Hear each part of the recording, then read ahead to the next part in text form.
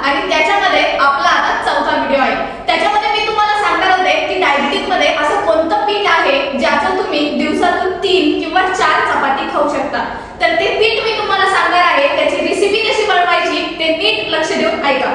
पहिलं काय करायचं, 1 किलो गहू घ्यायचा, नंतर 750 ग्रॅम हरभरा घ्यायचा, 750 ग्रॅम मूग, 750 ग्रॅम वाटाणा, 750 ग्रॅम अख्खा मसूर, हे सगळं मिळून 4 किलो होतं। हे गिरणीमधनं बारीक दळून आणायचं। नंतर सोया चंक हे 1 किलो घ्यायचं। सोया चंक म्हणजे ज्याची आपण भाजी बनवतो असं सोयाबीन, आणि ते मिक्सर मधनं बारीक करायचं। ते गिरणीमध्ये द्यायचं नाही, कारण त्याच्यामध्ये ऑइल असतं आणि त्या ऑइलमुळे दुसऱ्यांची गिरणी खराब होऊ शकते। ते 1 किलो घेतल्याच्या नंतर ते देखील मिक्सर मधनं बारीक वाटून आणायचं।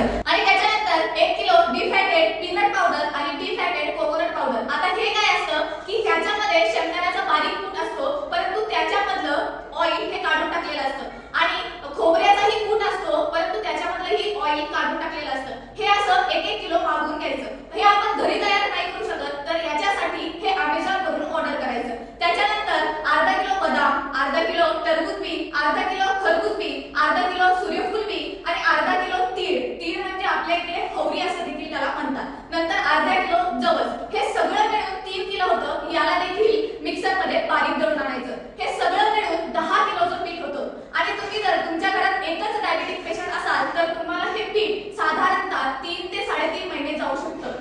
आणि हे पीठ साठवून ठेवण्यासाठी फ्रीजचा वापर करावा। फ्रीजच्या खाली जिथे आपण फ्रुट्स वगैरे ठेवतो तिथे हे पीठ ठेवायचं। आणि जेव्हा तुम्हाला या पिठाची भाकरी बनवायची असेल किंवा चपाती बनवायची असेल तेव्हा 20 मिनिटं आधी कोमट पाण्याने हे पीठ मळून घ्यायचं। त्याच्यामध्ये अर्धा चमचा तूप टाकायचं, 20 मिनिटं हे पीठ भिजवत ठेवायचं आणि 20 मिनिटांनंतर